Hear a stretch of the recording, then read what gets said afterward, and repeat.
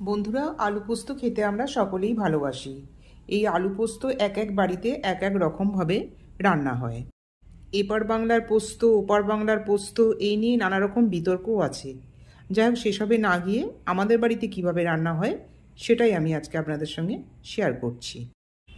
নমস্কার, welcome to ঠাকুর শেষের। একটা বড় সাইজের টমেটো নিয়েছি, টমেটোটা ছোট ছোট পিস করে কেটে নিয়েছি। কাঁচা লঙ্কা নিয়েছি 5টা, দুটো মাঝারি সাইজের পেঁয়াজ ওই একইভাবে ছোট ছোট পিস করে কেটে নিয়েছি। 3টে বড় সাইজের আলু নিয়েছি, এইভাবে ডুমো ডুমো করে কেটে নিয়েছি। কড়াই বসিয়ে দিলাম, 4 চা চামচ মতো সর্ষের তেল দিয়ে দিচ্ছি।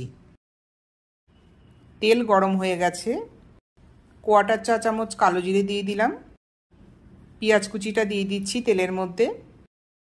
পেঁয়াজ কুচিটা একটু হালকা করে ভেজে নেব।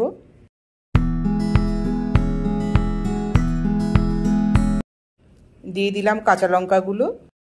পেঁয়াজটা একটু ভেজে নেওয়ার পর এবার দিয়ে দিচ্ছি টমেটো কুচিটা। টমেটোটাও হালকা করে ভেজে নেব।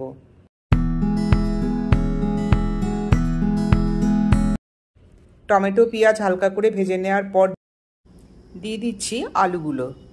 আলুগুলোও ভালোভাবে কষিয়ে নেব সব মশলার সঙ্গে। দিয়ে দিলাম 1 চা চামচ নুন। নুনটা দেওয়ার পর আবার আলুর সাথে ভালোভাবে কষিয়ে নেব। আলু খুব ভালো মতো কষানো হয়ে গেছে, তেল ছেড়ে বেরিয়ে আসছে। আলুটা সিদ্ধর জন্য দিয়ে দিচ্ছি পরিমাণ মতো জল।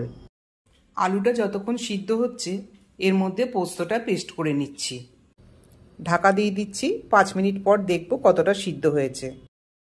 4 চা চামচ পোস্ত নিয়েছি, পোস্তটা পেস্ট করে নিচ্ছি। প্রথমে অল্প জল দিয়ে পেস্ট করব, তারপর পরিমাণ মতো জল দেব। পোস্ত পেস্ট করা হয়ে গেছে। 5 মিনিট পরে ঢাকাটা খুললাম।